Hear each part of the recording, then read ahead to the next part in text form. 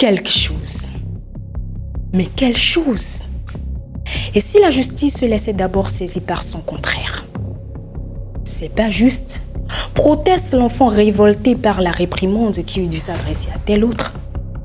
Le partage inégal d'un gâteau qui fait la part belle à ses aînés, ou la promesse inébranlable d'aller au cinéma qui cède le moment venu devant la fatigue inopinée de papa ou de maman. Serment trahi, partage inique, punition injustifiée, tisse ce sentiment d'injustice que, devenu adulte, l'homme reste encore au spectacle quotidien des injures et des inégalités qui allaidissent la société des hommes. C'est sur ce terreau que naît le sens de la justice. Vous l'auriez compris, le thème d'aujourd'hui est la justice. Nous comptons l'évoquer en nous appuyant sur la justice à travers les perspectives de Voltaire. Mais qui est Voltaire? De son vrai nom François-Marie Arouet, né le 21 novembre 1694 à Paris, Voltaire est l'un des grands hommes qui reposent au Panthéon. Issu de la bourgeoisie française, il est contemporain de Jean-Jacques Rousseau, philosophe, littéraire, juriste, fervent défenseur de la liberté et de la justice.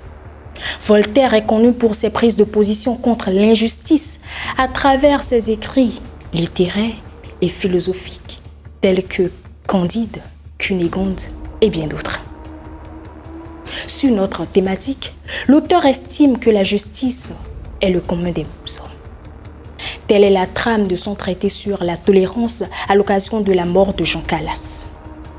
Pour donner un aperçu de son discours, il convient d'évoquer successivement le contexte sociopolitique de sa rédaction, les positions défendues et l'état des lieux de nos jours.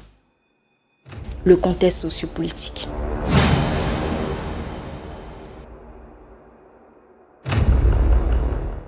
Le contexte est celui de la religion, la guerre des 30 ans, guerre opposant les catholiques et les protestants.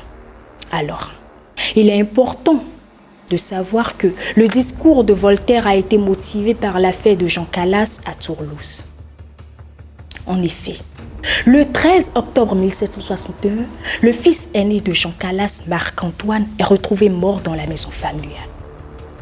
Selon la version officielle de l'événement, il se serait suicidé par pendaison. Cependant, les autorités locales, influencées par l'hostilité envers les protestants, la religion de la famille Calas, accusent Jean Calas de l'avoir tué pour l'empêcher de se convertir au catholicisme. Jean Calas est alors arrêté et soumis à un procès inique, marqué par des témoignages douteux et des pressions religieuses. En 1762, il est déclaré coupable de meurtre et condamné à être torturé, puis exécuté par la roue, une méthode de supplice atroce. L'affaire attire l'attention de Voltaire, qui est profondément choqué par l'injustice de la condamnation de Jean Calas. Il utilise alors son influence pour faire appel de la décision. Le discours de Voltaire, qui est un plaidoyer pour sa réhabilitation, va au-delà de l'affaire individuelle et soulève des questions plus larges concernant la religion, la justice et les préjugés. Les positions défendues. Premièrement, l'auteur affirme que la justice doit être impartiale sans parti pris. En effet, Voltaire plaidait avec conviction pour un système judiciaire équitable, fondé sur des preuves solides et des procédures impartiales, plutôt que sur des conjectures infondées et des spéculations forgées de toutes pièces.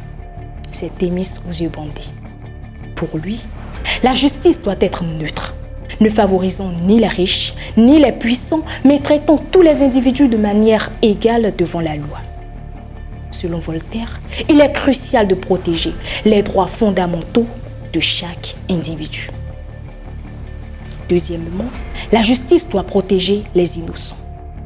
Voltaire était farouchement opposé aux erreurs judiciaires.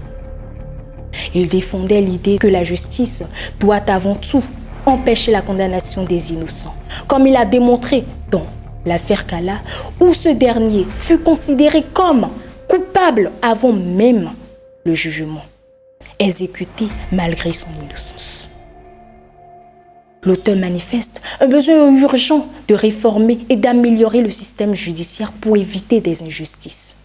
Il s'exprime ainsi, je cite, « La justice aveugle a sévi les passions et le préjugé a commandé où la raison devrait présider. » Fin de citation. Troisièmement, pour Voltaire, la justice doit être fondée sur la tolérance et non le fanatisme. Pour l'auteur, la justice doit être un instrument pour garantir la tolérance en protégeant les individus contre les discriminations et les persécutions. En effet, Voltaire croyait fermement en la justice comme un moyen de protéger les droits fondamentaux de tout individu, indépendamment de ses affiliations culturelles, religieuses ou philosophiques. Selon lui, la tolérance, c'est-à-dire l'acceptation des différences, est un principe pacifique qui favorise la coexistence harmonieuse des peuples. Il exprime une critique profonde de l'intolérance en la présentant comme une source majeure de conflits, d'injustice et de violence. Voltaire, à travers cette réflexion, souligne que l'intolérance est destructrice et contre-productive pour le progrès de la société. Il affirme, je cite, « La tolérance n'a jamais incité de guerre civile. L'intolérance a couvert la terre de carnage. » Fin de citation. L'auteur érige la tolérance en principe fondamental sur lequel repose tout gouvernement sage.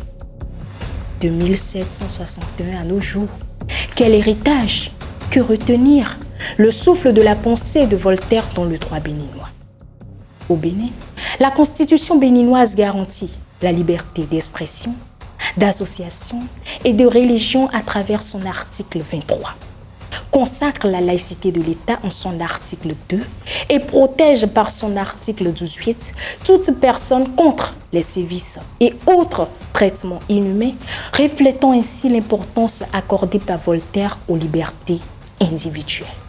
De plus, le Code de procédure pénale en son livre préliminaire, titre 3, consacre le principe de la présomption d'innocence, un principe vigoureusement défendu par Voltaire.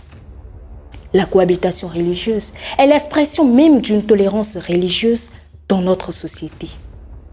Au Bénin, nous avons plus de 5000 religions qui vivent pacifiquement sous ce rapport.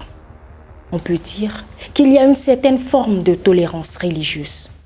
Les communautés pratiquant le vaudou, le christianisme et l'islam vivent ensemble harmonieusement, participant parfois à des événements communs comme le Festival international du vaudou et bien d'autres, montrant la valeur mise sur la tolérance et l'acceptation de la religion de l'autre. Cependant, des questions restent sur la balance. Les convictions religieuses doivent-elles totalement être absentes du débat judiciaire? Le juge croyant, pieux, qui le dimanche a été nourri aux valeurs religieuses, je cite, le convoité point, fin de citation. N'aura-t-il pas plus d'impartialité devant un fait d'adultère? Le monde est-il devenu plus tolérant depuis le traité de Voltaire? Eh bien non. Le monde n'est pas devenu plus tolérant. Il y a des scènes de barbarie qui s'observent.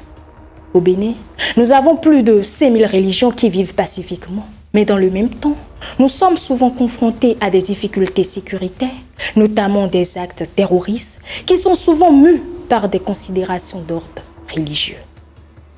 L'autre est méchant, non pas parce qu'il est égoïste, mais parce qu'il appartient à telle ou telle religion. L'autre, je ne l'accepte pas parce qu'il fréquente telle ou telle religion. Tout porte à croire que le dieu moral assassiné par Nietzsche l'a été définitivement, puisque les foyers de tension continuent de germer ici et là. Quoi qu'on dise, il y a encore ces relents dans la société qui méritent une approche particulière.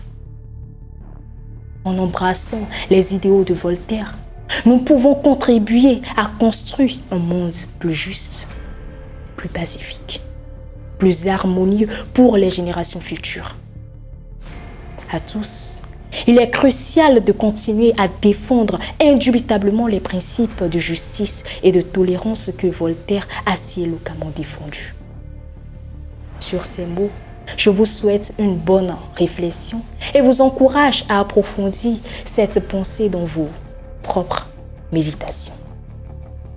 C'était Droit et Culture, une émission produite par le Club de culture juridique CCJ en collaboration avec le Centre 100% Coaching Voix. Je suis Justine Setani, étudiante en droit à la faculté des droits et des sciences politiques de l'Université d'Abomey-Calavi et membre active du Club de culture juridique. Si vous souhaitez en savoir plus ou rejoindre nos activités, je vous invite à nous retrouver. De plus, pour visionner l'intégralité de cette vidéo, veuillez cliquer sur le lien de téléchargement ici. Au plaisir.